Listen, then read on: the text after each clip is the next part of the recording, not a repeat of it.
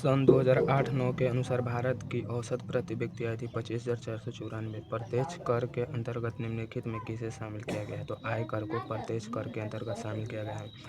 आय कर को प्रत्यक्ष कर के अंतर्गत शामिल किया गया है। भारत में प्रति व्यक्ति आय सबसे कम है बिहार का। जिस देश का राष्ट्रीय आय अधिक होता है वह देश विकसित कहलाता है।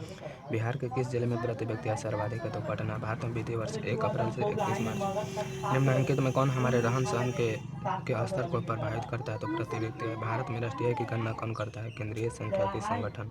केंद्रीय सांख्यिकी संगठन की स्थापना 1954 में। कैसे याद करेंगे? 4 के बाद 5, 4 के बाद 5 आता है। विकसित देशों की आय में वृद्धि के लिए किस पद का प्रयोग होता है? आर्थिक वृद्धि। भारत की राष्ट्रीय आय का सर्वप्रथम अनुमान किसने लगाया? तो दादा भाई नौरोजी। कब? 1868 में। गरीबी के कुछ और की धारणा किसने दी? Ragnar nurse. भारत की सर्वाधिक प्रति व्यक्ति आय वाला राज्य कौन है? तो गोवा। वर्ष भर में किसी देश में अर्जित आय की कुल मात्रा को क्या कहते हैं? तो राष्ट्रीय आय। गरीबी रेखा निर्धारण है तो ग्रामीण क्षेत्रों के लिए प्रति व्यक्ति प्रतिदिन न्यूनतम कितने कैलोरी निर्धारित किया गया है? 24 calorie. Poverty and un-British rule in India नामक पुस्तक किसने लिखी? दादा भाई नौरोजी ने। कतरनी में किस विधि के अंतर्गत उत्पादित अंतिम वस्तुओं के मूल्य को जोड़कर राष्ट्रीय की गणना की जाती है? तो मूल्य योग विधि में। भूमि का पारिश्रमिक क्या है? लगान। भारत में सर्वप्रथम राष्ट्रीय आय का अनुमान लगाया था 1868 में। चक्रीय प्रवाह का संबंध निम्न किससे है? तो उत्पादन, आय, व्यय इनमें से सभी। उत्पादन, आय, व्यय इनमें से सभी। आय उपभोग का अंतर, बचत। राष्ट्रीय आय का अर्थ है किसी अर्थव्यवस्था की सभी अंतिम वस्तुओं सेवाओं का मौद्रिक मूल्य। निम्न में किस में मूल्यह्रास का मूल्य शामिल है? निम्न में से किस में मूल्यह्रास का मूल्य शामिल है? तो जीडीपी में। 1949 में भारत सरकार द्वारा गठित राष्ट्रीय आय समिति के अध्यक्ष कौन थे? तो पीसी महालनोबिस ने। 1949 में। याद कैसे करेंगे? एक अंक के बाद फिर वही अंक आया, 9 के बाद 9।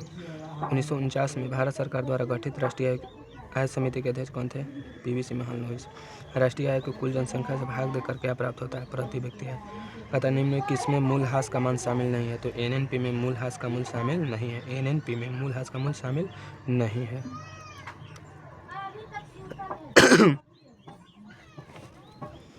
कहता है कि विश्व विकास रिपोर्ट के अनुसार वर्ष 2007 में भारत के प्रति व्यक्ति आय थी $950।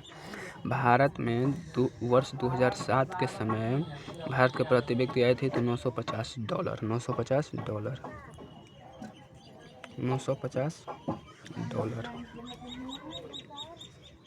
$950।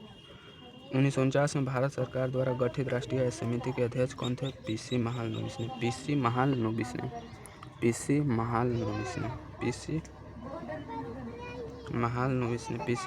ने।